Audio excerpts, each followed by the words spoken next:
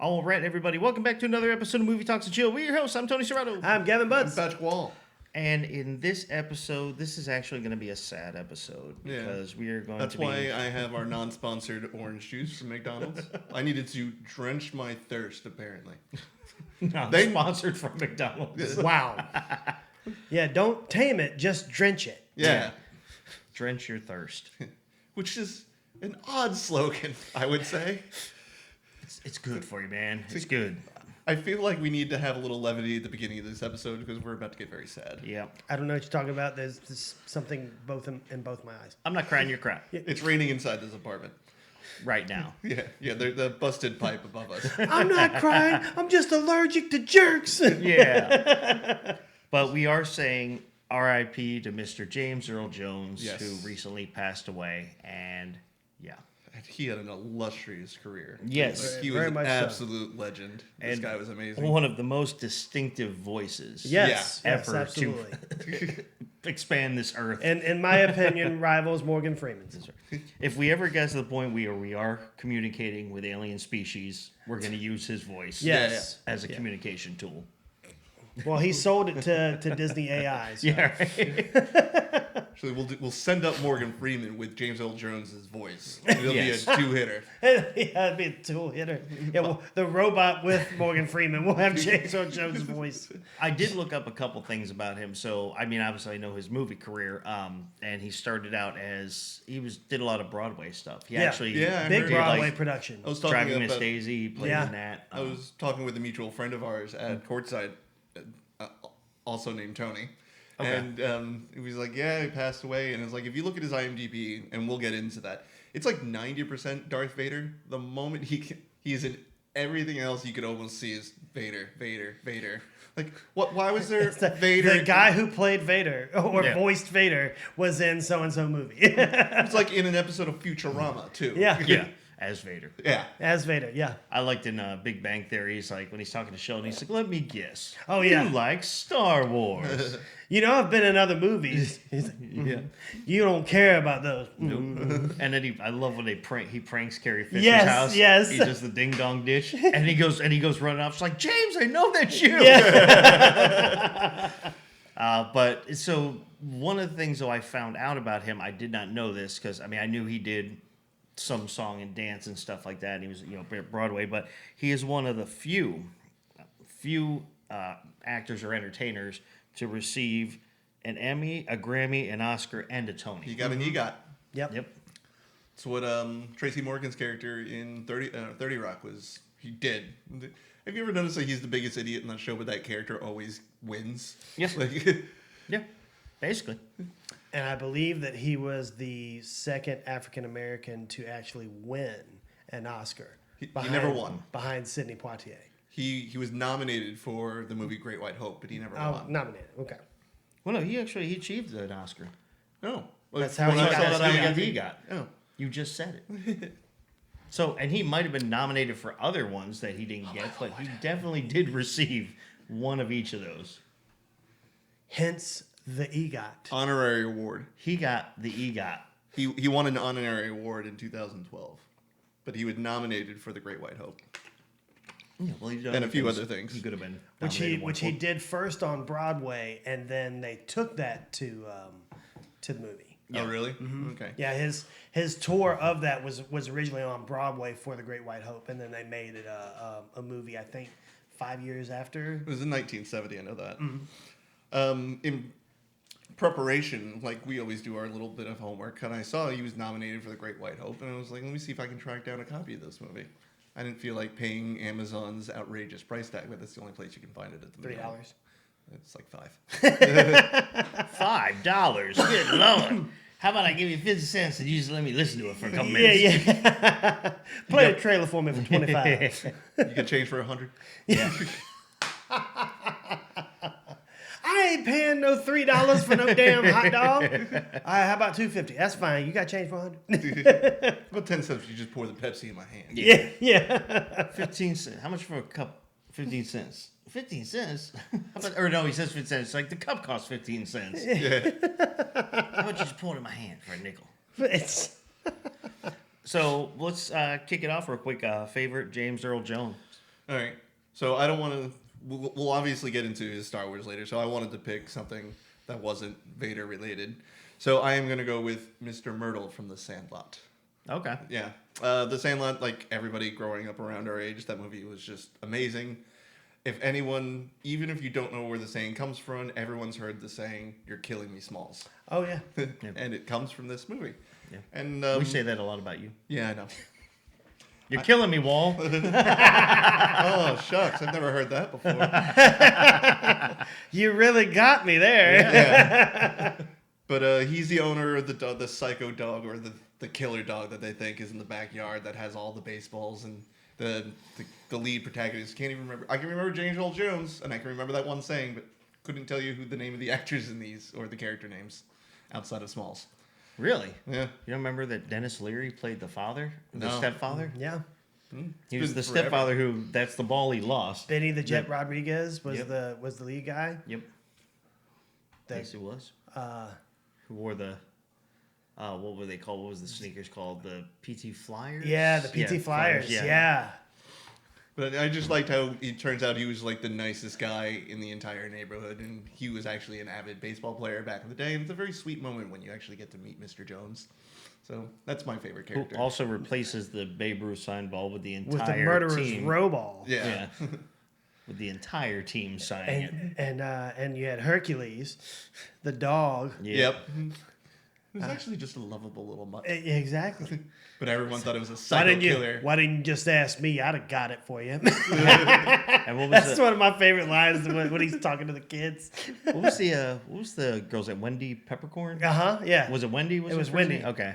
And Squints was Squints, the yeah. was the one that did the move. Yeah. Two things happened that day. One, we were never allowed back at the pool again. And two, every once in a while we passed that fence. Squints would get a little look from the lifeguard. Like, you damn right, Squints. You do your thing.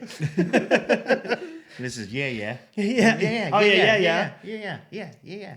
What was that? They invented mini malls or something like that. Oh, the brothers? Yeah, You're talking yeah. about? Well, that wasn't Yaya. That was it was two other brothers because Yaya was a separate kid. I thought Yeah was the little brother. No.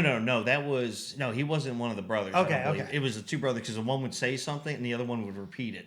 The Oh, younger brother that's would right. repeat Yeah. everything. It's like the Colossus. The Colossus of Clout. I hate that trope. It's in a lot of video games too, and it just I've already heard it. You do not need to repeat it. I have working functional ears. I have, Working. I have ears. Wait. There we go. Memory is a different story. Yeah, right. Yeah, memory. The comprehension part is a little. Cognitive skills, memory, all those other things, a little questionable, but you do have hearing. Yes. There's one thing we could say about Patrick Wall. He has the ability to hear noises. Yes. Listening is a different story. Hearing and listening are two I different. feel almost like just about every time, sometimes you talk to him, it's like James Earl Jones when he's in. I mean, not James Earl Jones, but yeah. Dare you compare him? I know Samuel L. Jackson when he's in the first Avengers. He said, "I understand that the council has come up with a decision, but seeing as has a stupid ass decision, I've chose to ignore it." I feel like that's what goes in Patrick's mind. Like, I understand you said something, but seeing as how it's stupid ass, I chose to ignore it. I was saying that to my college professors. Nah. You're fucking wrong. How did that go well? How did that go over? Well, I had to retake microeconomics, so Yep, there you go. So you learned. yeah. What'd you learn? Don't Not talk back to your micro- professors. Not microeconomics. What about you, Gavin? I'm gonna have to go with Field of Dreams, man. Yeah. That's Yep. just and really just how crotchety he was at the very beginning of it, and how Kevin Costner had to basically act like he had a gun to he was trying to get him to come with him. He's like, "I've got a gun here. You don't have a gun. You got a thing that's sticking in your coat pocket." Got no gun, man. Field of Dreams is a good choice. Solid guy crime movie. If you It build it, is. they will come. It is, and like that was his kind of his thing on it was like he lost the love for the game, and that's that whole everyone had an aspect in that movie of what they were trying to get out of that field. And and you didn't realize for Kevin Costner at the very end, that's why he felt so like jaded and let down, was that like everybody else got something that they had to do or that they got out of the situation. And then finally him, he gets to play ball with his dad, which he never really got to do. Yeah. We've all cried at that scene. I don't know. I'm just gonna make you remember Fault in Our Stars. I hate you so much. How dare you? How dare you? I'm gonna slash your tires. I don't know what you're talking about. I've never found any. Why is it hazy inside this apartment? Yeah. Oh, it's my mister. Yeah. Pointing directly at my face. Personal mister. Yeah. Just get a water hose off screen. Spray it. I feel better now. Have you been crying? No. No, but Field of Dreams is good also because, not just because James Earl Jones was in it. They had a lot of great people in there as well. Obviously Kevin Costner, Ray Liotta has his small part. That was one of the few times that, like, his creepy laugh didn't make him look evil. Yeah. Because he still had the creepy laugh scene, and then when he walks back into the corn for the first time. Which is just creepy anyway. It is, walking in through a cornfield, it's like, that's where the inspiration of Children from the Corn came from. Exactly. Yeah, I keep wondering when a little crib midget's going to walk through there with pitchforks. The director of Children of the Corn watched Field of Dreams and said, you know what, how can we make this creepy? Those are dead people on a field. How can we do this but make it a horror M. Night movie? Shyamalan saw it as a kid, and he's like, what if aliens were in that field? Yeah. We make crop circles. But it's one of those good stories, too, about, obviously he was about to lose everything because he was putting all the money into that. They weren't farming anymore. Really, he was focused strictly on that. There was another movie similar to that where he basically, and I'm not talking a comedy, I'm not talking Evan Almighty, I'm talking about, like, there was another similar movie where he has to build something. And I'm trying to think off the top. It's like on the tip of my tongue. It's a very similar thing. I just remembered you saying it wasn't Evan Almighty. Yeah, that's right where my it wasn't that, but it was like it's a similar, but it was a more serious movie where he has to build something, and he's basically putting his family at the brink of stress because they don't have anything, but he keeps on having to design. What movie was that? I think I just recently saw it too. Can we just say Evan Almighty? No, because it wasn't Evan Almighty. It was there was kind of another one like that with Gerard Butler, but it was overseas. No, it's not Shotgun that one. Preacher. No, it's not that one. Okay. It was something more recent where it's just like the father. He's putting in all their funds, like they've run out of everything. He cannot do anymore, but he's just driven to build this thing or this location or something. I'll think of it later. I'm not going to waste much time. Your phone's AI probably already figured this out and is waiting to give you a targeted Instagram ad for it. Okay, probably. Here we go. Kitty litter, kitty litter, kitty litter, kitty litter, kitty litter. Enjoy that for the next 3 weeks. But until I think of it, I'll say for me, Can I guess? Sure. Coming to America. That it is. Ultimately, we were talking offline. Welcome Home, Roscoe Jenkins. I really liked him in that, but his iconic role as King Jaffe Joffer, ruler of Zamunda. Twice, yes. And, having the big lion head sash over him. Yeah. This is beautiful. What is this, velvet? Where's your spoon? Look, Lisa, they got their own money. They literally got their own money. But his I always loved that boy, right? He's not the king. He is. Yeah, and he's in love with Lisa. Why does she always get the good ones? Yeah, you're right. Yeah, she was hooking up with Arsenio Hall. Like, yeah, he's the prince. Sorry. Who told you that? And at that point, he's like, we need help. Well, I love so James Earl Jones comes in and talks to him, and he's like, you are disgusting, Simi. Look at you. Look how far you've fallen. Take him, back to our hotel at the Waldorf Astoria, bathe him, and it's like his eyes just keep getting bigger and bigger, like everything. It's like he's punishing him, but he's like, he was already being punished anyway. Yes, my king. Yeah, he's like, yes, my king. And then he looks down. Take him with the bathers. Yeah, take him with the bathers. But if you think about like See that he is cleaned thoroughly. But if you really think of like, because we said about his voice, like that role really embodied his voice. Because Absolutely. a king of, an African country. And when he was yelling at Eddie Murphy, he got that low boom that made you terrified of him. Yeah. Oh yeah. And then he's when he's at the beginning when he's first talking to him, and he's like, aha. He's like, you want to sow your royal oats? And he's like, no. He's like, I want to go over there and blah, blah, blah. And he's talking to him. He's like, it's like, I always thought you had sex with your bathers. I know I do. Yes. He's like, Dad, I just want to, for once, all the pampering, the bathing. Actually, I quite like the bathing. But yeah, no, if you just see him, in that role, just as that king, that voice, especially when he's wearing the lion head sash. Yeah, right. I love that lion head sash. I want to get one of those. Oh, I bet you do. I'm generally surprised that you don't have that one thing would already. not fit me. That would be half of my body. I was going to say, also, we live in Florida, and he would die in it. I could get a gator head one. Yeah, there we go. Yeah, we can go outside and get one of those right now. Yeah, you could probably find that a lot easier than a lion head. With my boa constrictor tie. I'm going to open up my news app tomorrow morning and be like, lion from Lowry Park Zoo goes suddenly missing. Like, God damn it, Tony. Don't worry about it. No, then they're gonna do one out here, and it's like it's Tony's. So I'm staring at my front porch, and it's the fucking king of the jungle. So I called the 5-0. So I called the 5-0. Me and Doc over here. Lions lion? eat monkeys, right? Yeah. Oh, Doctor, we ought to be careful. Well, you could just say, I'll have the lion in my bathroom. Hey, can I use your bathroom? Sure, go ahead. It'd be like, what's his name in Hangover? Yeah. There's a lion There's in the bathroom.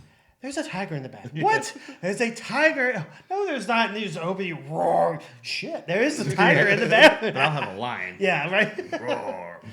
Roar. Do the roar. Well, actually, it'll say local Lowry Park Zoo lion gone missing mysteriously. And the next article, local man dies from lion attack. Yeah, yeah, exactly. They said it was tamed. His last words were, pss, pss, pss, pss. Yeah. His last words were like, your head is going to look fucking awesome on my chest. The last words would actually be, Oh, no! Son of a bitch! He's not friendly! He's not friendly! Bad idea. Oh, that's nice. But yeah, so I would say that is definitely up there. I mean, we said we'll talking a little bit about, what the elephant in the room, what everybody thinks of with James Earl Jones. Yeah. Which I think he needs to get way more credit for, except for that shouldn't be His legacy. the thing, because again, it was just his voice. Like if you're gonna go just his voice, Mufasa. yeah, Mufasa. from The Lion Absolutely. King, but I'm just saying that's just my thoughts. And the thing I like about him is also like he's commanded or a lot of the movies that the iconic ones that I remember him being in were always like that commanding role. Yeah, I would say that Field of Dreams probably wasn't that for his character, but The Sandlot absolutely, because he wasn't at the time that they met him, but prior to, and the reason that he talked so much baseball was because he was the freaking man. Yeah. yeah. You have him as King in Coming to America. You have him as Mufasa in Lion King. You have Mr. Darth Vader. You Like have his him as- brother in this exactly. space. Nubian god. And Thulsa Doom in Conan the Barbarian. Yep. Which was a huge role. I think that was after Star Wars, like the original reading. I think that came out maybe like 83, 82. I want to say it was a little earlier than that, but Okay. I could be wrong. I don't know. I don't remember exactly when it came out. But You're talking about Conan, right? yeah, he was a commanding role in that. Let's see, He led that whole snake cult. We're just looking for you real quick. Yeah, that's fine. That's fine. 82. 82. Yeah. Yep. Yeah, so that came out in 1982. But you're right. So that He was does. like that was a really good villain for him to play. Oh, yeah. Like he didn't have to, and it was the thing was he didn't have to do anything. Yeah. He was like almost omnipotent in the fact of everybody else carried on. Like he had reached that kind of status Yeah. of evil. Yes. And that's what he was explaining to Conan. Like the original part of it was the riddle of steel and how, basically your command over steel and your ability to wield it made you godlike. And then James Earl Jones flipped it on him and said, no, that's nothing. He said, it's the or the power over flesh is the more ultimate power, because he reaches up for like one of his vassal girls and he says, come to me, and she walks off a cliff and dies. Yep. No questions asked. He said, that's power. I was like, that's narcissistic, but anyway. I mean, it still worked. But, you know, good for you, It worked. I guess, you know. It definitely worked. I mean, all right. Sorry, Mr. Earl Jones. Yeah. Sorry I cut your head off during the middle of your party. But it also he also embodies the patriarchal type person. Like when you see him, and it kind of goes back to like Welcome Home, Roscoe Jenkins. Even though, I mean, there were a lot of movies where he was the father, the main person of the family. But I was just shocked that he didn't get more roles. Or maybe he did get offered and didn't want to take them, but more roles of that like pivotal grandfather, father type. Side, it's head like of the family. sage patriarch. Yeah, because he does, like, you think of like what would when they're older, like what would a grandparent look like? Like you have kids, what would because he's that guy that he's very stern, very tough, but you could tell he's probably would have been or probably was probably the sweetest grandfather in the world. Yeah. Like he'd probably just spoil them, like, and the kids look at him like, where was this man when I was growing up? Working. Teaching Yeah, you. yeah, exactly. He's like, no, I had to teach you. You have to teach them. This is just fun for me. This is just playtime for me. I think he would have been great as like the head of a family if they did like a black mafia movie. Like an African American, Wasn't it like Gangs of New York? Yeah. no, but that was different. That was kind of like I'm talking about like the actual like, all right, they tried to make ties like the Sicilians did when they came over. Yeah. So they got into organized crime, and then he was like the boss. That would have been really cool to see like come to fruition of how have somebody younger play him. Like Childish Gambino, and then and then you come into like Coming to America era James Earl Jones sitting at the head of the table and just basically ripping on everybody for not handling, like doing stuff too bad or whatever. Who he could have probably played, or what role he could have probably played to fulfill that, and even though it wasn't the whole point of the movie, but in Sleepers. When they in the movie Sleepers, when they had to get help from the black mafia, or when the Irish guy, the main guy, what was the main bad guy in Sleepers, the mob guy. I'm thinking of a different movie. I was like, Kevin I'm Bacon. lost on it. They killed him. But it was Uncle Benny in Sleepers. Okay. So, but he goes to the one black gang member guy he killed his brother. The guy that killed his brother. And he told him that they killed his brother. He's the one who basically took on the debt and said, oh, and by the way, they're the ones that got him. That black guy character, that could have probably been a James Earl Jones. Yeah. Like, place him in there. Because he was basically the black mob in that movie in New York. He never did or at least to my knowledge, never did a horror film. I'm about to bring that up. I could have seen... He did do a horror film. I could have seen him as... I thought he did. The Candyman. Ooh. But the guy that got to play the Candyman was iconic. I've even seen that But movie. before you say, I'm trying to think of which I know he did one, but I can't. I'm trying to think. Don't tell me. I didn't look. I didn't see anything. Just give me a small hint. It's actually an anthology movie. 3 different horror stories.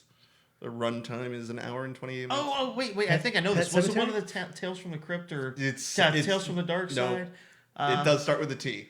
Hang on a second. Wait. That's W. No, it wasn't Creep Show. Nope. No, it starts with a T. An anthology series, huh? Yep, it's 3 different episodes, 3 different stories. But was it in a movie or? It was a movie. It was a movie. Yeah, it's an anthology of 3 horror stories linked by a single thing. it's too much of a giveaway if I said that. The stories are titled Heroin Overdose, Pandora, and Veterans Day. Oh my God! Why? What year? 1990. Oh my God! I should know this. You should. Because I'm positive I saw it. I'm going to try and watch this. You do know how like at every IMDb page they put like where you could rent or watch it at? Yeah. There is nothing in that section for this movie. Of course not. Can you give me any other hint that's small that will not give it away? James Earl Jones. Thank you. He was the top billed person.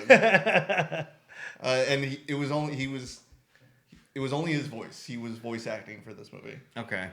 You might as well just tell me. It's called Terrorgram. Really? Yep. Terrorgram? Terrorgram is an anthology of 3 horror stories linked by a sinister delivery boy. Huh. I would not have gotten that name. And that does not sound familiar to me at all. Sounds interesting. I thought he was in like one of the And tales from the He was the Crypt voice anthologies of Retribution in the movie. Voice of Retribution. That sounds about right. That sounds about, yeah. Yeah, God's wrath. I was going to say, God, is that you? Yes, it is me. So I've seen this movie once and I really enjoyed it, but apparently he was also in The Hunt for Red October. Yes, Yeah. he was. I do not remember him in that movie. Well, he was also in Clear and Present Danger. And There's a I lot never of saw movies that where he had small parts. And the Patriot Games, yeah, too. The Patriot sequel. Games in there. Yep. He played the same character in both. It's just, I think Clear and Present Danger is one where he passed away of cancer, and then Harrison Ford took over his role in the White House. Yes. I'm just scrolling through his IMDb. He did a lot of one-shot like TV guest appearances. Like he was on Third Yeah. Rock from the Sun. Yeah. And he's credited as the narrator. Like I have to find that one episode. He's the narrator. I wonder if he was one of the aliens. Ooh. It says he was in an episode of Stargate SG-1. I could nope. Wow, you don't know that? No. Which episode was it? His character's name is just called The Voice. yeah. The booming voice. It's like when the Stargate came alive. It was James Earl Jones' voice. No, his The character. sound of the Event Horizon kicking in. Yeah. And that's his voice. yeah. Chevron 2 encoded. Imagine if that was someone's actual voice. They would just been getting. They'd be richer than everyone else on that damn Yeah, they show. just got the guy Jonesy from Police Academy to do it. The guy have a million voices. Yes. He's the Test You Might guy in Mortal Kombat. What episode was he in Stargate? It was in 1997. His character's name was Unas. But what was the name of the episode?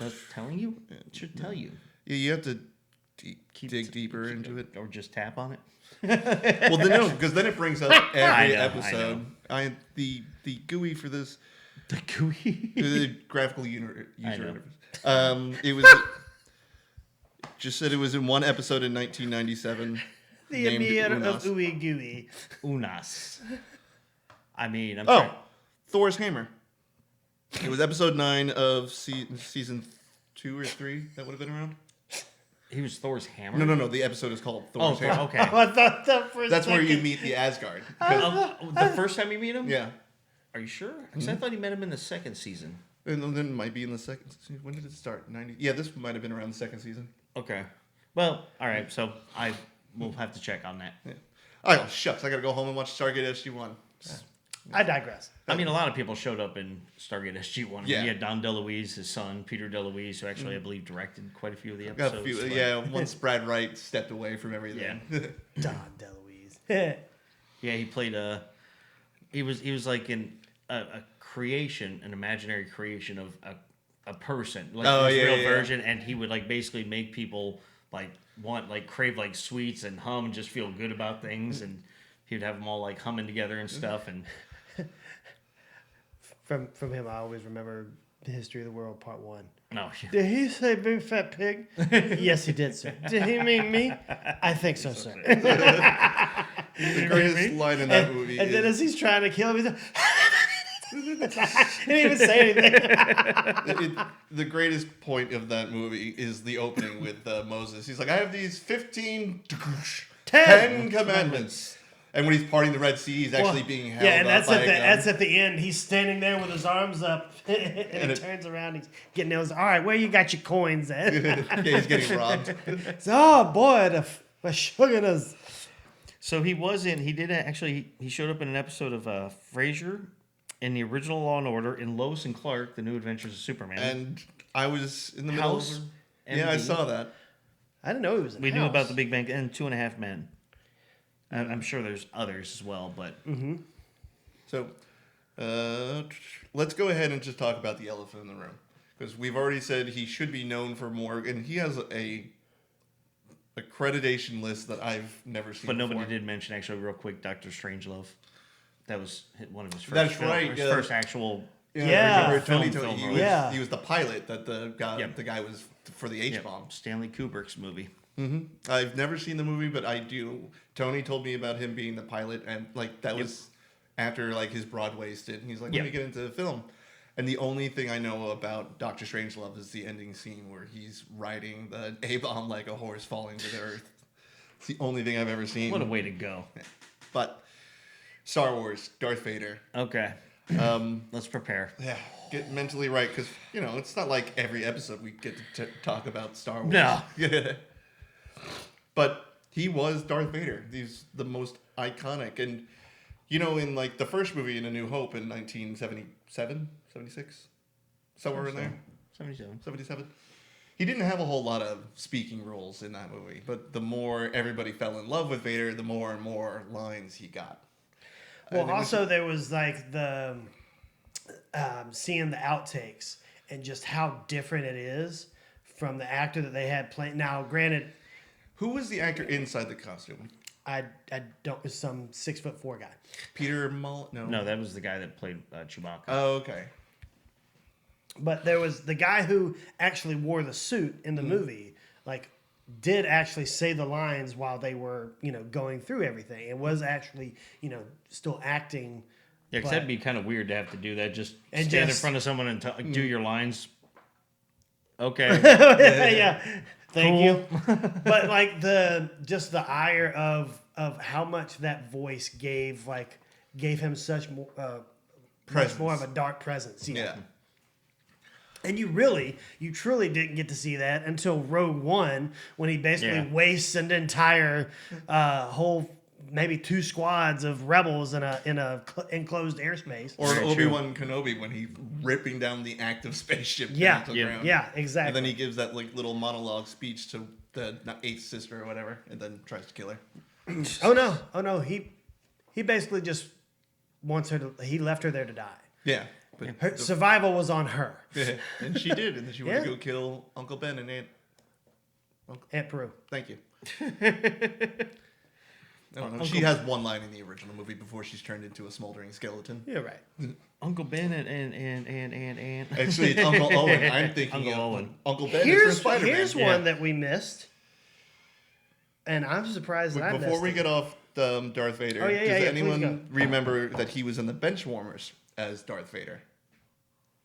Oh yes. Well, he had the voice of the statue or whatever it was. Yeah. That was Okay, I was going to say, I don't remember seeing him. No, he I was wasn't. like, wait a second.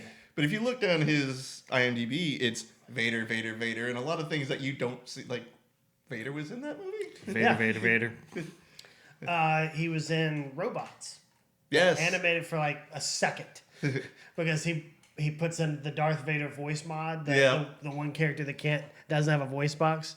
The Force is strong with this one. I forgot he was in, even though it was a small role and it wasn't a good movie, the Meteor Man.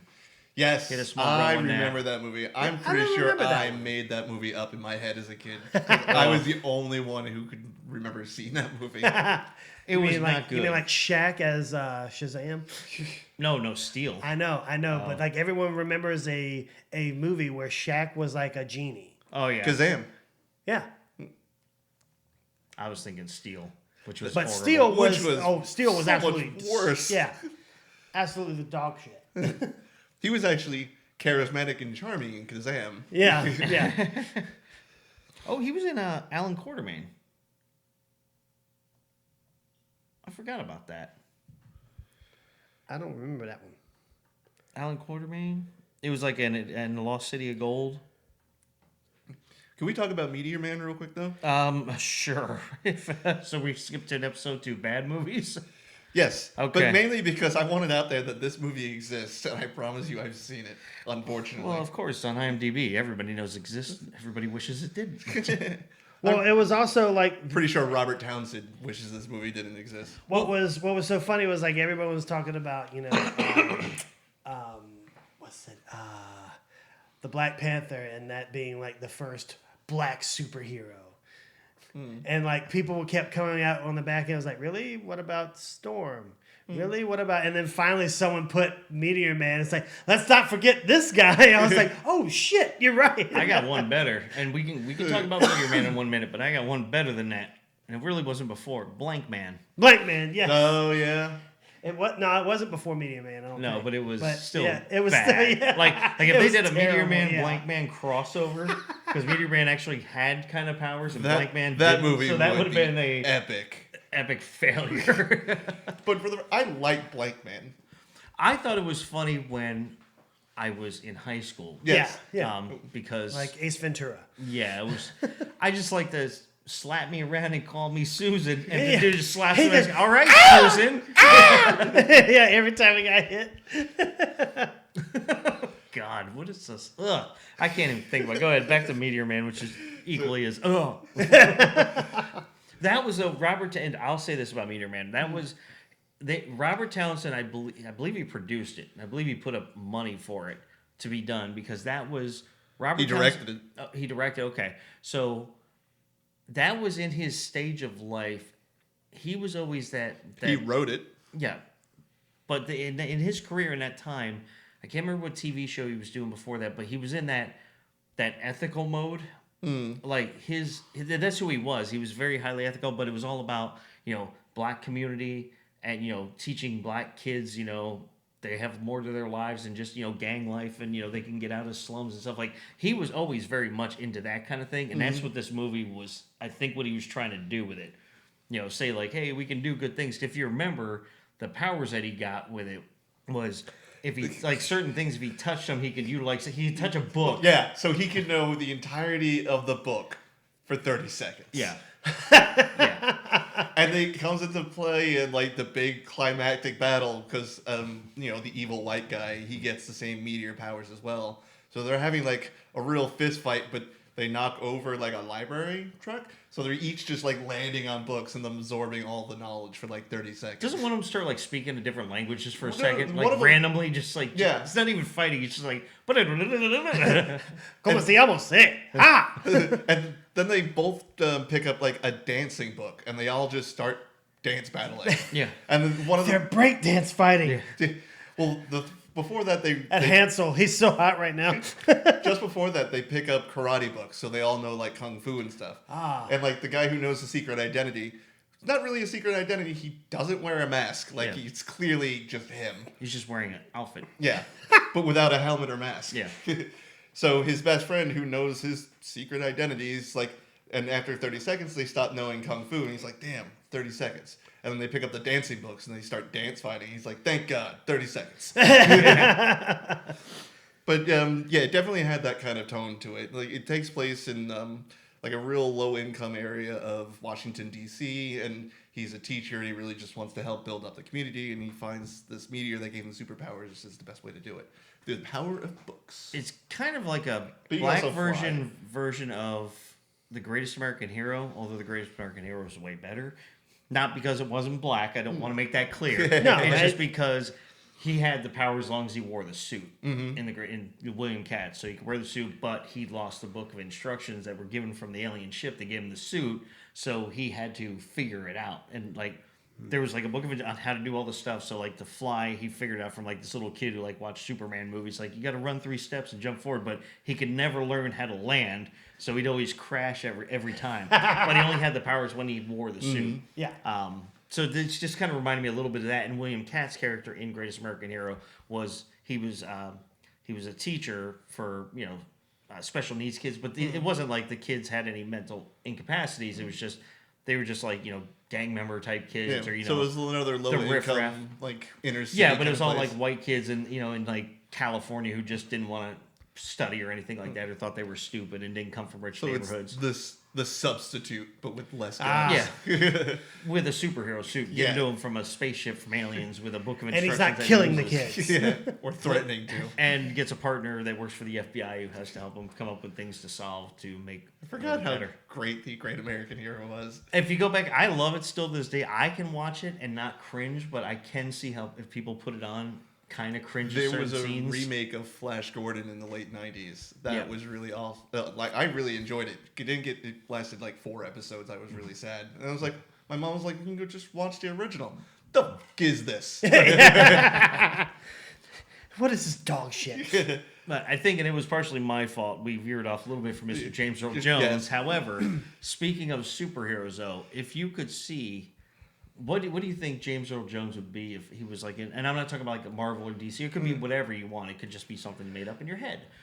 What type of superhero or villain do you see him being? Like, what would he be able to do, or what like? So what I do you see envision? him if going the villain role. I could see him just being Kingpin, Okay. like basically replacing Michael Clark Duncan. Duncan from the, but in Horrible a better Daredevil. movie. Yeah, Horrible but make a Daredevil better movie and put him as Kingpin. I could have saw that. Okay. So I could see him as actual Kang. Okay. I think he could put together, like you could put together a paradox conversation and have it come out of his voice and somehow feel like you understand it, even though you had no idea what the hell he was talking about. So I don't know why this is flooding into my mind, but I definitely don't hate this idea. So in the movie The Watchmen. Go ahead. So when the Night Owl, he has his weekly beer with the old Night Owl. I could see him being in that sort of role. He's like a retired superhero. Like you could see like newspaper articles or like little clips of like him just absolutely wrecking or laying waste to the Legion of Doom or something. But now he's retired and he just likes to have beer with the guy he handed the cape over to. Just kick him back. Kick him back, Just relax and- give him sage advice. Yeah. Yeah. That's what I could see him best in that, if that makes any sense. No, I could actually see him as like one of the, I can't remember what they're actually called, like one of the council leader members of the Green Lantern Corps. Oh, okay. Ooh, yeah. The Like, only problem you know, is- like one of the, I can't remember, not one of the, I mean, they're all part of They, the I think Corps, they were but the elders. The is elders what they or were the called. Celestials or whatever they Yeah. were Yeah, called. something like that. But they're canonically like 3 feet tall and blue. Like Yeah. that would take a lot of CG work to get Mr. Jones. Well, What are you talking we'll about? change All they the- need is his face. Yeah, we'll just take a little bit of freedom with it, you know? I mean, Hugh Jackman, hey now, he likes that idea. It is making you sick. wrong pipe. Okay. Find the right one and aim that way as you do, please. Or, I'm good now. I turned off that mic. Okay. Well, Yeah, don't forget yeah. to turn it back on. No. You're like, I had a really good point to make there. Yeah, he did. Oh, that was fun. I could also see him that this is a stretch, but I could kind of see him at it would have to be at like the very end of the movie, but him being Dr. Claw from Inspector Gadget. Oh, yes.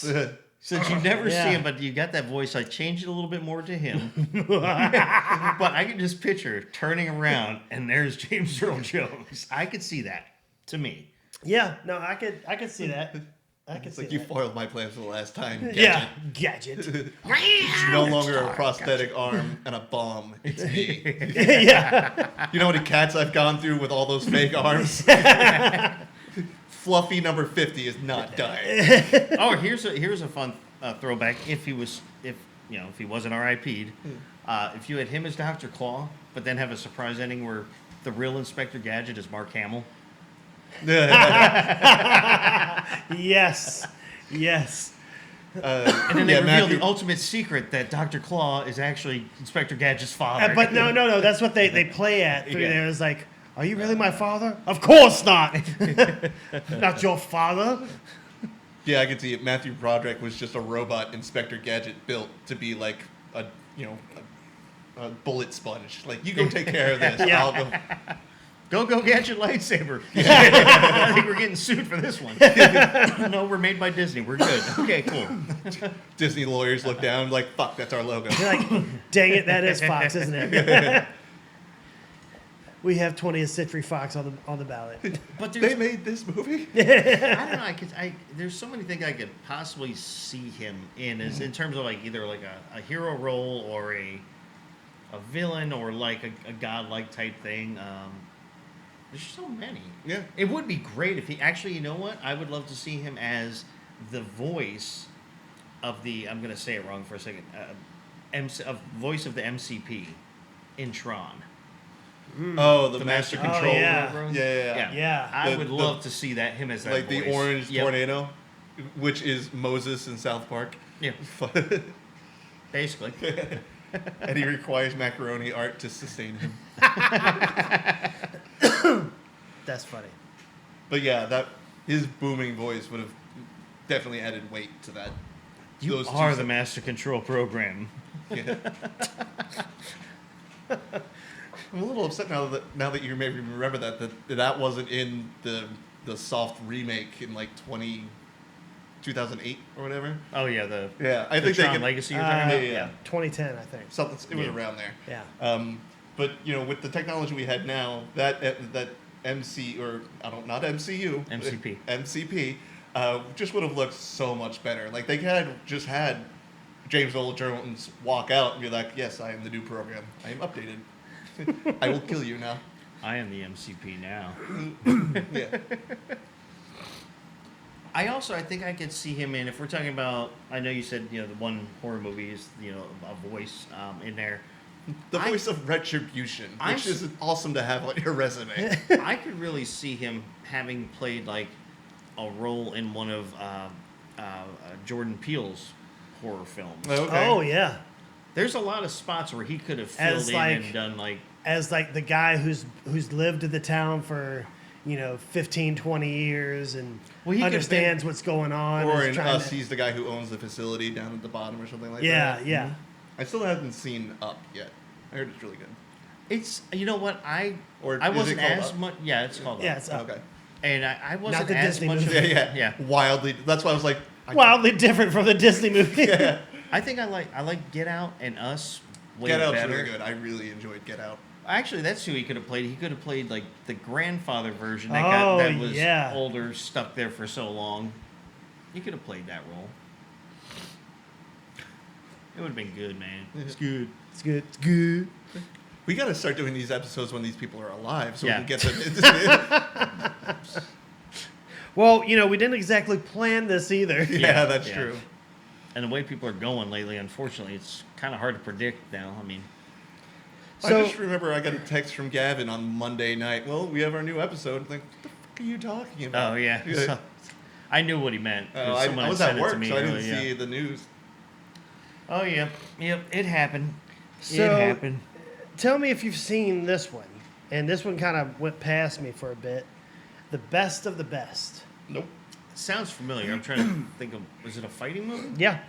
Like karate fighting It or was street late fighting? 80s, like, kind of adaptation of trying to be like a Street Fighter movie, but it was... I Legally do know distinct. That. Hang on a second. Is it? I'm trying to think of who was even in it. Dark haired guy, like. So, I Eric know- Roberts, Yeah. Chris Penn, Okay. James Earl was Coach Frank. Yeah. So he was their coach. Where is Sally Kirkland was in it. Philip Rehe? I, Is the the movie? I know the name. Okay. so I think that they were going Someone up named against Eden. Almost like a blood sport type thing. yes, Okay. yes. And so except in this one, it was kickboxing. They were going up against Koreans Okay. and not Oh, you don't want to go up against no Korean. no shit. Considering they invented Taekwondo, I think. So But there's real This- quick shout out. I'm looking at the cast of this movie, and there's someone named Eden Gross, and his photo is just a photo of Chucky. Like, What? yeah, and he's in all the Child's Play movies, and he's credited as Tommy Doll or Good Guy Doll. I think this was a dwarf in a little costume.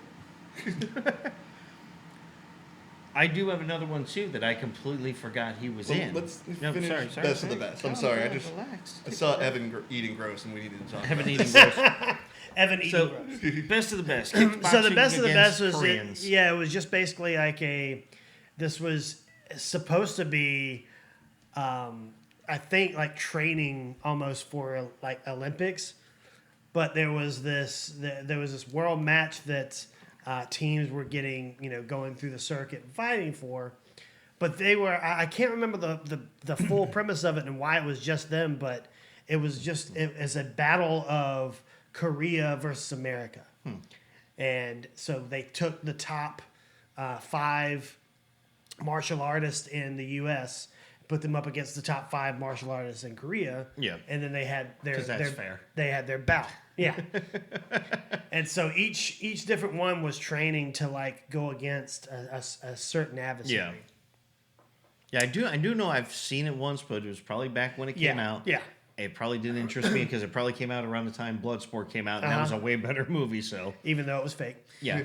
Hey, Oh yeah, Done, Frank man. Duke never left California or something like that, right? I'm talking about the movie though. Yeah, Just yeah, no, the movie I'm not was talking great. about what it Oh, I was love the based off movie. of. So yeah, because I But- do remember Best of the Best compared to Bloodsport. I'm Yeah. going Bloodsport. I'm Yeah. sorry. Oh, 100%. Oh, 100%. But quick update on eating gross. I just did a little quick deep dive. He was a diminutive person because he was a child when he was actually like the kid who had the Tommy doll in Child's Play. Like he was Okay. the son. All right. And it looks like he quit acting in 1999. That makes sense. Yeah, probably wasn't that good. No. I mean, once you do Child's Play 2 and 3, where else can you go but down? 4, 5, Bride of Chucky, Seed of Chucky, Grandpa, Yeah, Grandpa Chucky. Chucky, Grandpa. Chucky with grandkids. There's this one I completely forgot about that he was in was and it's actually a funny movie from the 80s, Three Fugitives.